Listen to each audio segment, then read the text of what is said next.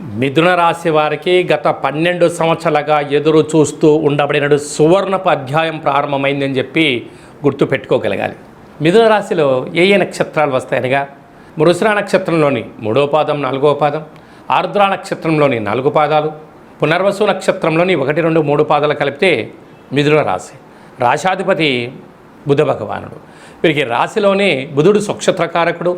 అక్కడే రవితో కలిసి ఉండడం వలన బుధాదిత్య రాజయోగం అనగా చిరు ప్రయత్నం చేస్తే అనంతమైన సంపద, కొద్దిపాటి ఉద్యోగ ప్రయత్నం చేస్తే ఊహించినంత ఉద్యోగం రావడం, సమాజంలో కుటుంబంలో ఎనలేనటువంటి కీర్తి ప్రతిష్టలతో ఆనందకరమైన జీవితాన్ని మిథున రాశి వారు సొంతం చేసుకోబోతున్నారు.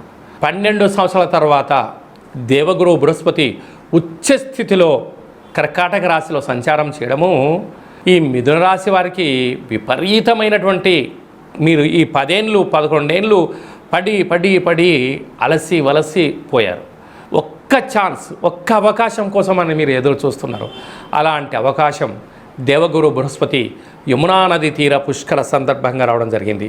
కనుక ఈ ఉండబడిన ఈ సమయాన్ని ప్రతి నిమిషాన్ని ఒక అద్భుతంగా మలుచుకోగలిగితే మీరు 7 తరాలు కూర్చొని తిన్న తరగనంత ధనాన్ని, ఐశ్వర్యాన్ని, ఆనందాన్ని, ఆరోగ్యాన్ని ఈ మిథున రాశి వారు సొంతం చేసుకోబోతున్నారు.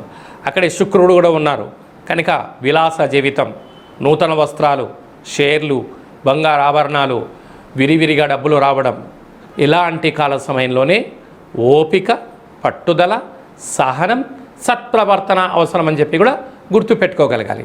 కనుక మనకు ఈ నిజ జ్యేష్ఠ మాసంలో దక్షిణాయన ప్రారంభంలోనే వస్తున్న మొట్టమొదటి అష్టమి కాలాష్టమి సందర్భంగా పెసరపప్పుతో కూడుకున్నటువంటి పిండితో కూడుకున్న దీపాన్ని ఏర్పాటు చేసుకొని కాళభైరవ స్వామిని స్మరణ చేస్తూ కాళభైరవ అష్టకాన్ని వింటూ దీపాన్ని వెలిగించుకొని నమస్కారం చేసుకొని ఆ యొక్క దీపాన్ని దానం చేసుకోగలిగినట్లయితే అపార కుబేరులు మిథున రాశి వారి సొంతం అని చెప్పి గమనించాలి. అలాగే మీ వ్యక్తిగత జాతకం తెలుసుకోవాలనుకుంటున్నారా?